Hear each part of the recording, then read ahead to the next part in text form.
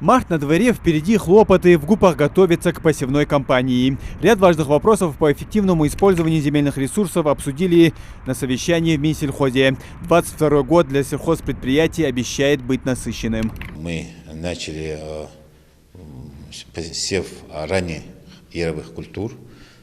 Туда входит овес и яровой ячмень. То есть раньше мы называли это февральские окна, но поскольку сейчас сезоны ввиду климатических изменений немножко переместились, то это перемещается на март, на начало марта.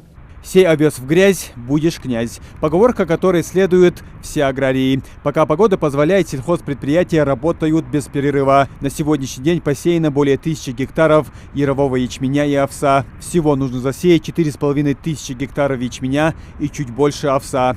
Под кукурузу на зерно отвели 20 000 гектаров, 3500 под подсолнечник, 1000 гектаров займут картофель и соя. В Минсельхозе заверяют, проблем с ресурсным обеспечением в рамках весенней посевной кампании на данный момент у региона нет.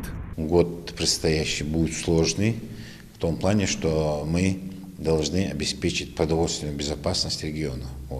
Мы эту ответственность на себе чувствуем и подходим к решению данного вопроса со всей ответственностью.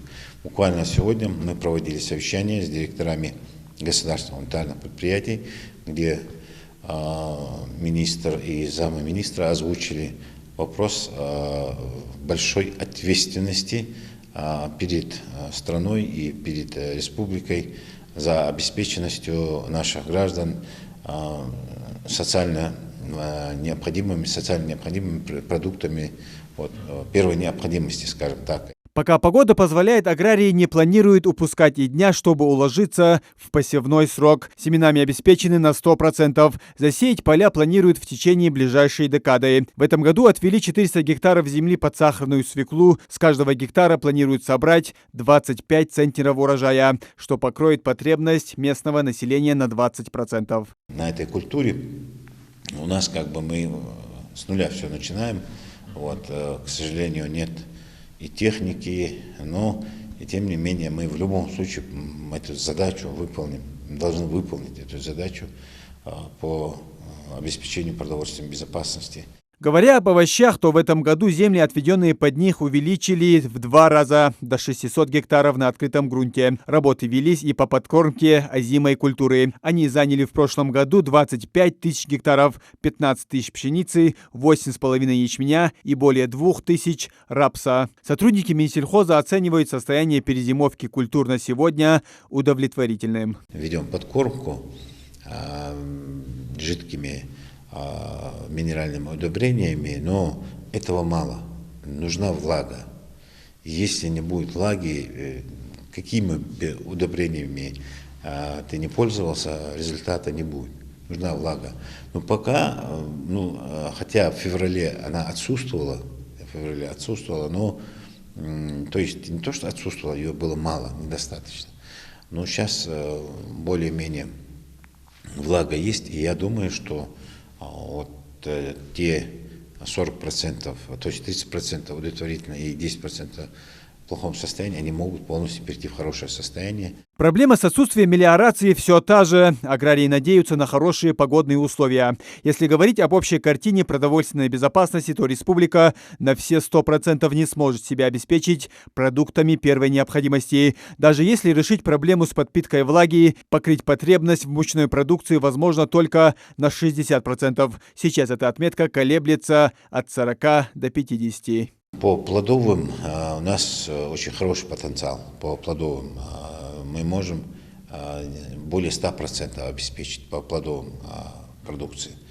По овощам тоже идет по нарастающей у нас мощностях. В первую очередь это защищенные грунты.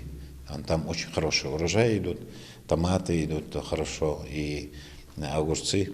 По овощным культурам мы тоже можем говорить о том, что мы в пределах 30-40% мы можем покрыть свои потребности. По поручению главы республики в 2021 году ГУПами закуплено 1000 голов крупного рогатого скота и более 6000 мелкого рогатого скота. Это обеспечило жителей мясом местного производства.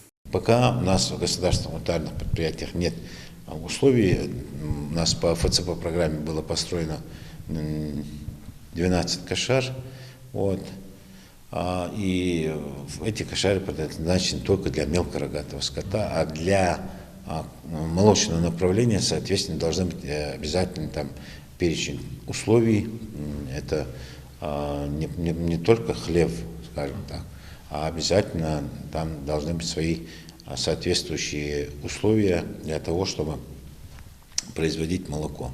То есть у нас таких специализированных молочных ферм пока нет, поэтому у нас пока идет в государственных унитарных предприятиях это мясное направление. Благодаря увеличению поголовья скота Минсельхоз принял участие в разных гуманитарных благотворительных акциях. Сейчас предприятия заняты активным разведением животных. В планах обустроить и фермы для крупного рогатого скота, чтобы начать производить молочную продукцию. Муслим Ганиев, Адам Гулоев, Асхаб Билакиев, Новости 24.